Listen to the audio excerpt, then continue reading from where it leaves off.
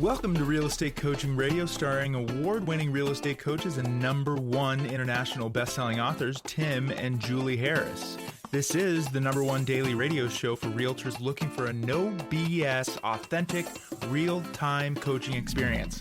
What's really working in today's market, how to generate more leads, make more money, and have more time for what you love in your life. And now your hosts, Tim and Julie Harris. Welcome back. Today is part 2. We are focusing on how to revive your stale listings for listing agents. This is very important information for you. And if you're hoping to take on some listings, maybe you're hoping to take on some expired listings, this information is absolute gold for you when you're actually, I think, a lot of times clearing your mindset and the mindset of that expired seller as to why the home didn't sell. So we are really drilling down and giving you guys the information you need so you can start pivoting all your best energies to becoming listing agents, because in a marketplace where there is a fair amount of uncertainty, especially around the buyer agent side of the transaction, you definitely want to be thinking about, well, not even thinking about, you definitely want to be moving towards becoming a listing agent, and listing agents are the ones who have all the leverage in the marketplace. And so just keep that in mind as we're going through today's points. That's right. So yesterday was part 1 of this 3-part series. Yesterday we talked about how to analyze a stale listing, and we gave you some specifics on that.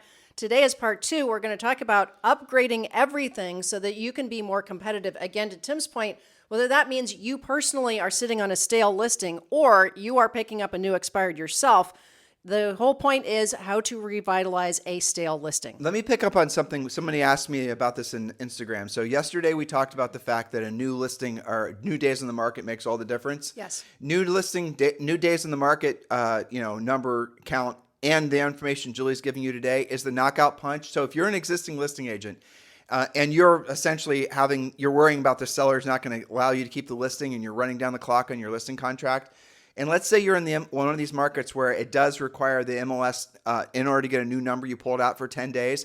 I want you to get an extension from that seller for 30 days and tell them that you're redoing all the marketing and whatnot.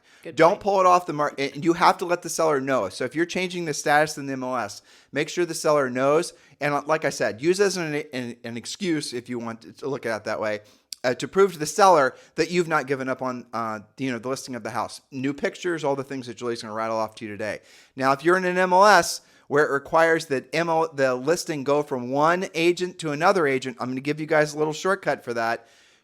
Some cases this will work, some cases it won't. You can actually transfer or have, like Julie and I did this, frankly, is that when we would, if we had a listing that was on the market for more than 30 days, which we did all the time, because in our MLS, the average days in the market was 141 days, and Julie and I used to get to brag because we'd sell things in 90 days. No, different kind of market. Right, different kind of market. Well, what we would do is every 30 days, we'd pull the listing out, we would do everything Julie's about to describe to you, and then we would relist it under the, maybe it started out in her license number, and then it would shift to my license number. And we just go back and forth every 30 days, always having our listings, having new days in the market makes an enormous difference.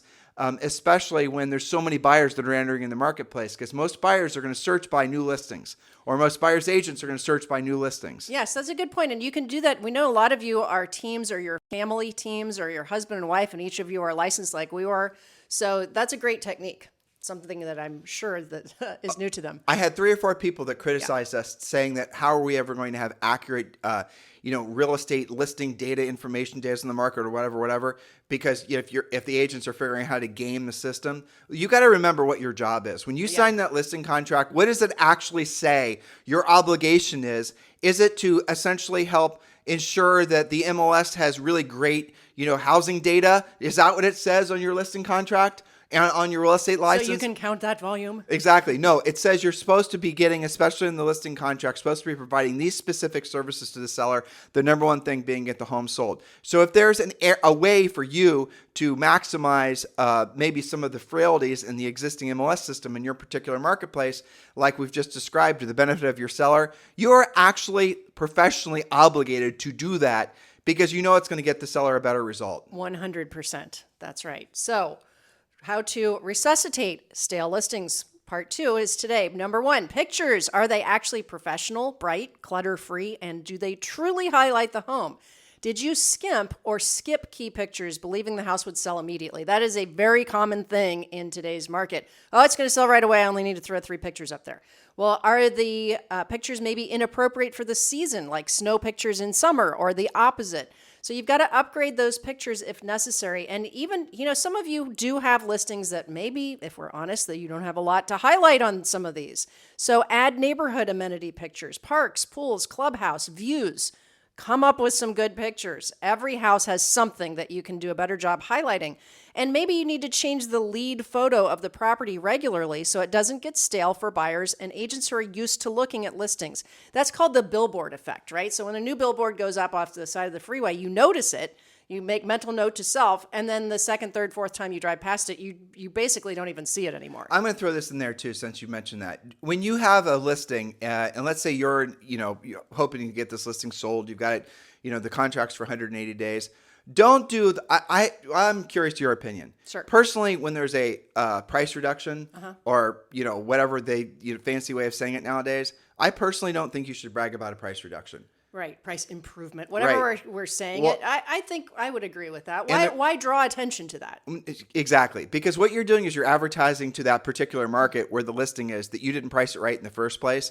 But anything that goes on sale, the human brains automatically think they're worth less than otherwise they would have sold when they went for sale. So when you do have to do a repositioning on the market to correctly reflect the buyer's expectations, right? You don't want to, I personally don't think you should be bragging about the fact that you had to lower the price. That is not something that's going to motivate somebody. That's not going to motivate the really good buyers to want to write contracts, because what's going to happen are some of the investors, some of the people that are only going to buy it, they feel like they got a great deal. They're going to start looking for the ones that have price reductions, and they're going to perceive that the seller's super motivated, or And they must be desperate. They exactly. reduce the price. So you got to be thinking out. You got to be thinking like when you see something that has a reduced price, you see something that's on the sale rack. Don't you automatically think that it's somehow less than the stuff that's the new listings that's bright and shiny, or that's on the retail rack in the front of the store? Don't you guys get it? Yeah, well, it's baked in, right? So you go to the grocery store, if the bananas are on sale, it's probably because they're only 2 days from being completely overripe, right? Exactly. I mean, it's a lot of that's subconscious. But I would agree with that. That's an excellent point. So point number 2, the description. Does your description make other agents and buyers who are seeing it online feel like they have to see this house ASAP? Or is it plain vanilla sounding? Open and airy floor plan and neutral decor don't actually say anything at all. It sounds pretty boring. Well, they can, frankly, chat GPT-4 will 100%. Yeah, but you do have to give even AI, you have to give it something to work with, right? Well, Prompts I actually tested that, Julie. Yep. I was experimenting, and if you just put in if you go to Chat GPT-4 and you put an address, write a for sale prop, you got to give it good descriptions. Write a property for sale. I mean, you have to write a good prompt. Write a property for sale ad and actually put in the address. And if the house had been for sale, in the past, I think like almost 10 years, Chat GPT-4 is going to be able to go and find the previous listing and get all the statistical information on it. It actually is going to be like the super assistant you've always hoped you'd have. And then it's going to actually write a description. Now, what it won't do is it'll write a very analytical description, unless you really lean into telling the thing how to write it. So here's the little short code for that. You want to say, write your description in the style of, or write your property description targeting this type of buyer. If it's an upper end property, obviously the demographic is somebody earning this amount of money that has this, that's, and the other thing, who are, they're really focused on schools and they're really wanting to, you're going to have to give Chat GPT-4 a description or prompts as far as who the ad should be written for. Otherwise, it's just going to say this 5,000 square foot home with 3 bedrooms, Boring. 2 baths is boring. So you're going to have to tell it and then give it permission to be creative. You can even say, write the description in a poetic format or It's a British Homes magazine. Exactly. And the style, that's a great example. That's a great prompt. I used to borrow that before we had, British things like Homes magazine? ChatGPT. I used to collect home descriptions out of those British Homes magazines just because they were just, a lot more interesting to read. And then you're going to become all of a sudden the greatest literary genius writing home descriptions. You won't even believe it. And then this will happen with us, happens with a lot of our coaching clients. is that you will have the sellers in the marketplace read the descriptions of how you describe their neighbor's home for sale, and they will list with you, or at least give you an opportunity to take the listing, just because you did such a great job on the description. I promise you guys, these tiny little Easter egg points make all the difference. They absolutely do. All right, so speaking of which, point number 3, again, today we're talking about part 2, upgrading everything to help you get it sold. Do you have adequate signage? That seems pretty basic, right? But some agents have skipped signs, thinking the home will sell immediately. And gosh, you don't need any more buyer leads, do you? Just skip the sign. Well, what if there's a neighbor who wants to downsize, upsize, or get a house with a pool, and they're not online nonstop looking? You're going to miss them because you don't even have a sign. Well, but I think, Julie, the big, let's just talk about signs. I'm looking at your notes. Let me finish this point, and then we'll jump in. So what if there's somebody who only wants that neighborhood? Refer to our podcast about how to hot rod your real estate sign and turn it into a lead generation machine. Yep, go back, and if you're on Premier Coaching, obviously there's pictures of what your sign should look like. But I'll give you a few hints here. I know in a lot of states, you have to have your broker's phone number. So we want you to use 1-800-HOME-HOTLINE.com. We're going to be doing a podcast about that in in a couple of days. But go to 1-800-HOME-HOTLINE.com and look to see what that service is all about. Because the ultimate hot rodded for sale sign is going to be, as we talked on previous podcasts, a sign that actually is the legal limit to what zoning will allow. In every single one of your markets, all your for sale signs are probably exactly 50% the size of what they're legally allowed to be. Probably.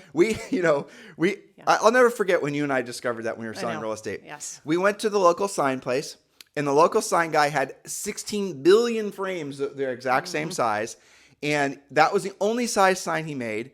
And of course, he didn't say, and so your thinking was, well, that must just be the only size sign that's legal. And so your sign, the square shape, the rectangle shape, all the things looked, every single sign looked the same. Julie and I had the epiphany, well, let's go and research to see actually how large the signs could be. And we discovered, like I said, that they can be substantially larger. I'm remembering like 3x5 or something, not 3x5, but something huge. But like at least 30 or 40% bigger than the standard issue sign. Exactly. And we also had the epiphany, well, these stupid basic cardboard signs that this guy was selling us, they don't even last but maybe 90 days, 120 days. Then they fade or they rot. So why don't we get metal signs? And we did a little bit of Googling, and we found out that you can actually have, and it's called reflective real estate, you can actually have signs that are made by the same companies that make this, the stop signs and the road signs that reflect with headlights. And they're metal and they last forever. Exactly. And they don't fade, right? So we had these for sale signs made that were jumbo signs that were reflective. And then the only phone number we put on it was, as required by our state, our broker's phone number, and then the 1-800-HOME hotline sign at the top. The mistake a lot of you guys make is you have way too much information on your sign. It looks like, it looks terrible. Every one of you should be redesigning your signs. Go to 1-800-HOME-HOTLINE.com and look at the examples. And the most dominant phone number, that whatever your state laws will allow, should be the 1-800-HOME-HOTLINE.com sign rider on the top. And that sign rider needs to be like neon. It needs to be large and in charge. It needs to direct the buyer what exactly to do. For free 24-hour recorded info on this home, call 1-800-555-1212 and hit extension this, that, and the other. And they will do it. Well, Tim, everyone goes to the internet. What are you talking about? Everyone's going to go do searching on the internet. Well, that's true, but the most motivated buyers, to Julie's point, are the buyers that are actually going to go and do real honest to God searching. Julie just dropped something on my computer. I got to fix it. So those buyers are going to go directly to your sign. Those of you who have either skipped signs or your signs are not actually generating business for you, you need to do something about that. If you want to stop paying for your leads, if you want to stop paying referral fees, if you want to do a better job at self-generating of your leads, then make sure that you are outfitting your sign. That's right. So just think about all these things. So these things make the huge difference. Now, just so we can lead into the signs a little bit more. When you are, let's say you're going on that expired listing, and let's say you're showing the seller the picture of your, reflective real estate sign. You're demonstrating how to use 1-800-HOME hotline. You're showing them how you understand that the most urgent, best motivated, the best buyers are the ones that are driving the neighborhoods. The least motivated buyers, by the way, are always the ones that are searching on the internet. Those are the people that are just, generally speaking, getting started on their home search. So if you're wondering why some of these buyer leads you guys have been buying for, ever, why they're not seemingly that motivated, it's because they're not motivated. The most motivated buyers are the ones that have been in the market typically for 90 days or whatever, and they've chosen the neighborhoods they want to live in. They know that the newest listings oftentimes will show up before they're actually on Zillow or Realtor.com. And they're going to drive through and they're going to look for signs. And if your sign is large and in charge, they're obviously going to notice that if there's not a lot of street lights and whatever, the reflective sign, especially at night, will make all the difference. Now, I want you to imagine that you're sitting in front of an expired seller and you're expressing to them why you're different. Well, why should I list with you or, versus another agent? Well, you're going to show them one of your unique selling propositions. Your sign, it seems like it's such a silly thing, but that one sign, the one reflective sign, then you're going to demonstrate to them how 1-800-HOME-HOTLINE.com works. Then you're going to explain to them the nature of the buyers and everything I just explained to you guys. How do you even feel? Like, what level of confidence you have right now if all you do is talk with a seller and present to them like I just presented to all of you? Don't you immediately feel more excited and motivated to go after, especially an expired seller? It's these tiny little things that will oftentimes win the listing because of the fact the seller's clearly seeing that you're trying to actually get the home sold and you're clearly working, you're doing something the other agents aren't. These little tiny nuanced differences, as Julie and I have been really trying to pound into your guys' heads over the last 3 weeks of this podcast, are the difference between you getting a listing sold or not getting it sold. You getting that expired listing, you not getting that expired listing. You taking the listing for the first time and you not taking the listing the first time. You only get this level of education when you're being coached, not by being trained. Trained is just an overview. I just gave you an overview. That wasn't coaching. That was training. So take the next natural step if you're serious about becoming a listing agent and join Premier Coaching. And by the way, all the notes for today's podcast are down below. So scroll below and click the links and join Premier Coaching. And Premier Coaching is free for the first 30 days. And yes, that does include a daily semi-private coaching call. Don't make the mistake that I know, frankly, a lot of you will make, that you're going to join Premier Coaching after you set up a listing appointment. Okay, I got my first listing, Julie. I know. What the hell do I do? We actually do get a lot of those calls. We do, especially this time of year. I took my first listing. I got a listing lead. What the hell do I do? What you should have done 90 days ago was join Premier Coaching. So work ahead. And here's another thing that's interesting. It's a psychological trick you're going to play on yourself. If you already are prepared or preparing to become a really kick-ass listing agent, I already am a kick-ass listing agent. Well, it's time for you to go to the next level. And you're updating your approach. You're updating your CMA ability to present CMAs. You're learning how to actually present our killer listing presentation, your pre-listing pack, all the things, right? All those things are going to accumulate to the point where you're going to start feeling a level of excitement. I'm just not feeling motivated, Tim. I'm just not feeling like I don't have my zest isn't back. I'm just not really, I get it. It's because you guys are trying to push a rock up a hill, and that hill has become too steep. What is that? That is a function of you doing what you have done in the past, and it's not working at the same level because the rules have changed and you're not adapting. So what eventually happens is that rock rolls back the opposite direction, you get smashed, or you try to psychologically you start to give up. Before that happens to you, or if it's happening to you now, all you've got to do is hit hard reset and allow new information to enter in your brains, and you're all of a sudden going to find that zest again. You are going to find that superpower that you've always been searching for or you used to have. It is still within you. You've got to allow it to essentially emanate, and that only happens when you're motivated and excited because of the new information you're receiving, and that's the reason we've made it so easy for all of you to join Premier Coaching. So scroll below, click the link to join Premier Coaching. No cost, no obligation, and you can supercharge your business for the rest of the year. And stop trying to push that rock over your head. Don't get stuck. Don't get squished. Okay, so point number 4, we're talking about upgrading everything to revive your stale listing. Correct negative feedback or reprice the home accordingly if you're not going to correct the negative feedback. Sometimes this is an easy fix, like removing excess furniture to show how spacious the floor plan actually is. Maybe it's showing too dark and needs all the light bulbs changed out. Maybe the seller isn't actually prepping the home before showings. Find out what it is and fix it. A lot of this, it's amazing. just preparing the house. Sellers do get lazy sometimes and stop making the beds, putting the dishes in the dishwasher, turning all the lights on, and taking their dog out of the house. So here's a double-edged sword to that. Have you, existing listing agents, have you been getting feedback for the sellers? You probably haven't, let's be honest, all right? And here's another, this is the other side of the sword, right? If you're trying to compete, if you're going on a listing appointment for a freshly expired listing, ask the seller for their feedback. And if that seller doesn't have any feedback, well, you can pretty much be assured just because you asked the seller for the feedback and you've essentially shown light on the fact their previous listing agent wasn't getting them feedback, you're not going to be competing with that agent. Typically, when you're going after expired listings, you'll find that oftentimes your biggest competitors are previous listing agent.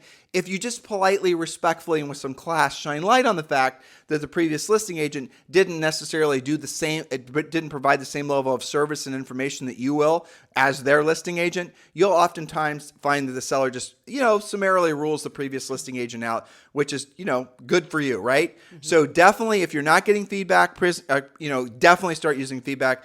Home, what is it? Showing time? No, what is it called? I think it's Showing Time. It used to be homefeedback.com, but yeah. I believe it's Showing Time now. I bet you that URL still works. Yes. Or just have somebody actually call, and you can get a virtual assistant to do this.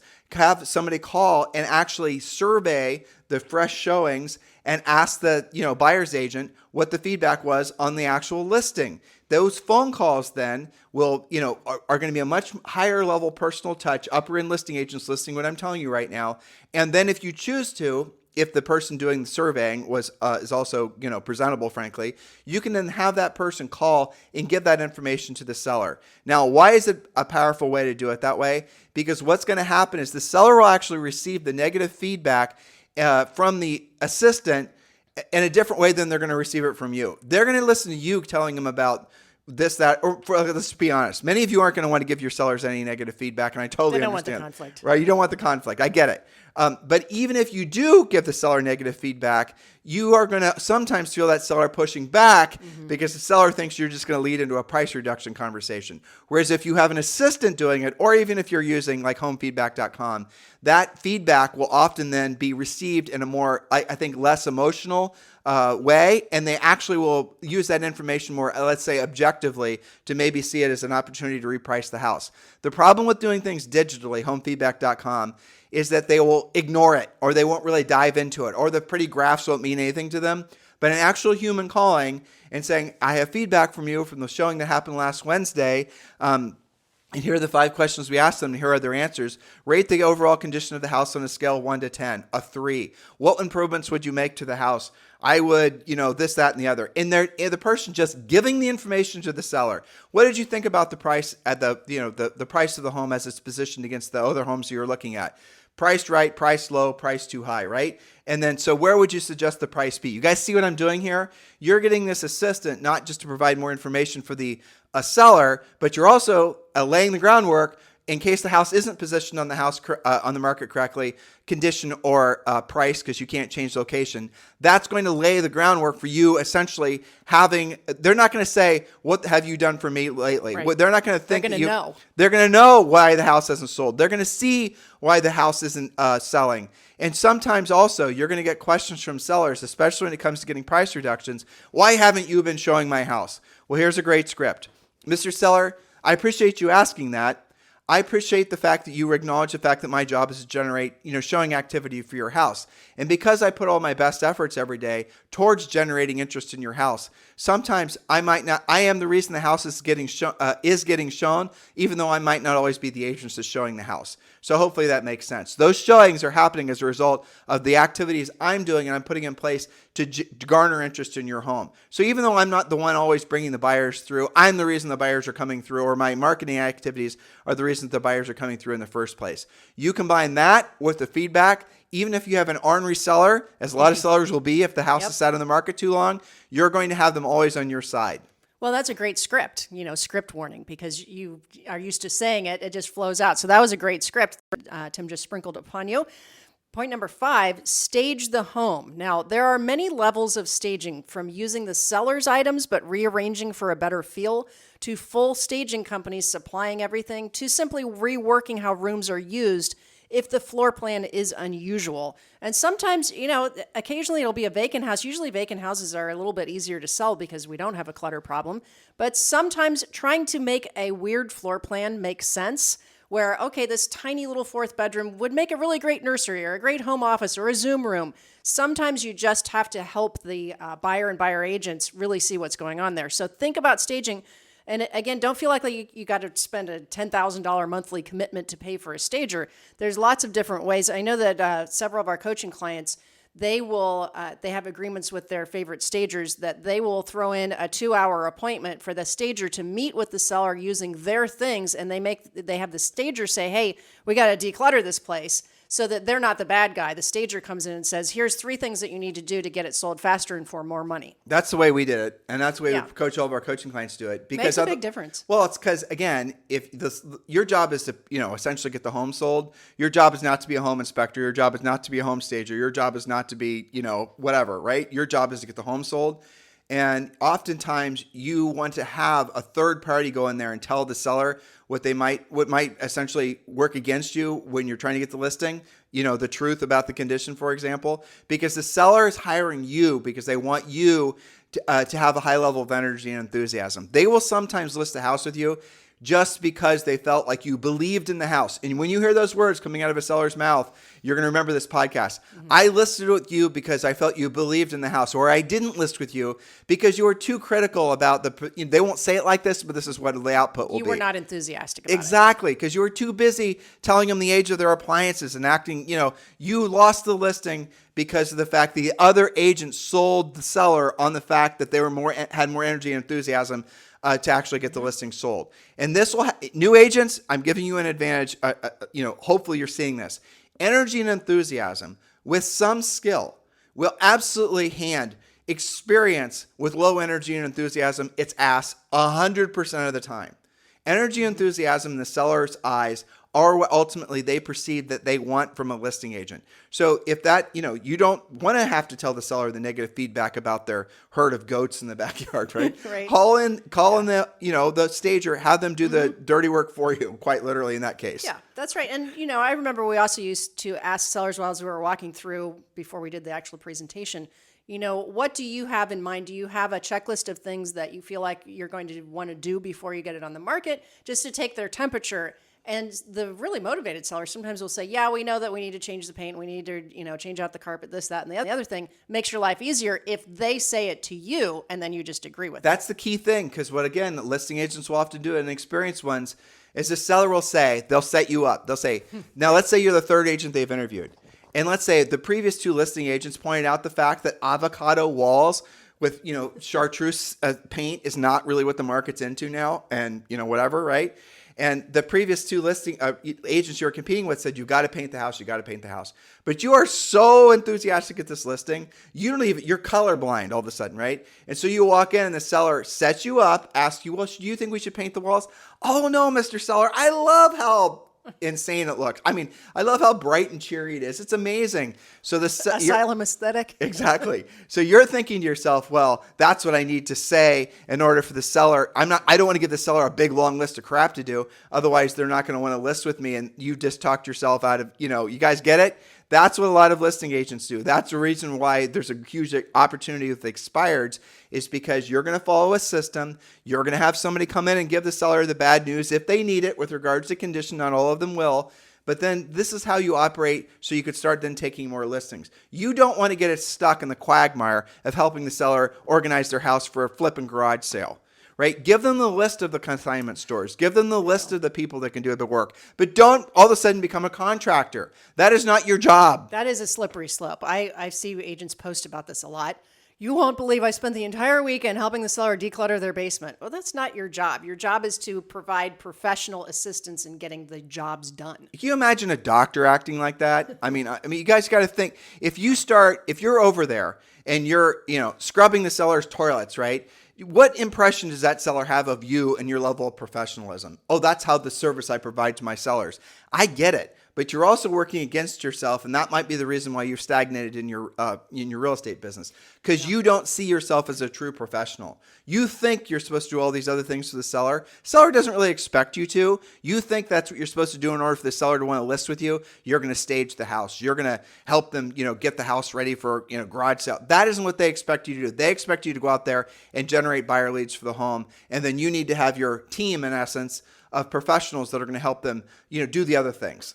That's right. And we're covering a lot of ground here. Again, this is just training. It's not coaching. We are exposing you to these thoughts and ideas for you to resuscitate stale listings or to take over somebody else's stale listing. There's so much more in Premier Coaching. You were talking about feedback at the previous point. I know in our listing presentation, remember our feedback translator? Yeah. Because a lot of agents, they, maybe out of laziness, maybe they don't remember, but the feedback is something like, well, they didn't like the floor plan. That doesn't really tell you that much. What does that say to a seller? Not that much. So the feedback translator takes that and says, well, what they're really saying is, they found something else they wanted to buy that was probably a better price for them and a better floor plan. And so now we're not in the running for them anymore. It helps you translate, it just wasn't for them. Well, what did that mean? It means they're still in the market and they've rejected our listing for some reason. You want to do that phone call. We also tested with putting a stack of, feedback forms in the seller's house so that the buyer could actually give feedback as they walk through. And, that's a real hitting the seller with a truth stick in a big way. Yeah, instant feedback forms. Exactly. But the problem is the sellers wouldn't often tell us what the feedback was. Yeah. So we wanted to be in control of, really the information. So we had it as well. So if we did need to reposition the house on the market, lower the price, we would have all the same information that they did. So guys, this is, when you join Premier Coaching, you are joining a mature, proven system where essentially all the mistakes have been made. And now you're just using the best of breed techniques. It works in all price ranges and all market conditions. Premier Coaching is free for you to join. Just scroll down below, look at the notes, and you'll see that Julie and I always, I think, 2 or 3x the notes, what we say on every podcast. But the information is down below. Have massive levels of energy and enthusiasm. Do what we ask you to do. Homework assignment today, same as yesterday. Go to your MLS. Look to see how many expireds there were in your overall MLS, not just your little micro market, and all the MLS area codes. And do go look for all the expireds that happen. If you just want to, focus in on residential, that's fine. And then imagine how many of those listings, here's the test, right? What was the average sale price of the homes that sold? What do you reckon the average commission was? How many of those listings, if you'd taken them, would result in you having made significantly more money? The opportunity is there. That's referral-free business. It's skills business. That's the reason we want you to start out immediately as a Premier Coaching client. And for those of you already in Premier Coaching, make sure you join RedX. They're our preferred vendor when it comes to providing that fresh, expired information for you. So yes, you realize the opportunity in the marketplace. Now you actually want to go after expireds. RedX actually goes into your MLS. They find the newest expireds. Then they find the phone numbers. They share that information with you every morning. So then you can just take action on our coaching and start going after those expired listings. The biggest opportunity in any changing market is always expired listings. And it's certainly alive and present now. The link to get the $150 discount for RedX is down below in the show notes. Definitely click on that link. You guys have a fantastic day. We'll talk with you on the show tomorrow. This podcast is a part of the C-Suite Radio Network. For more top business podcasts, visit c-suiteradio.com.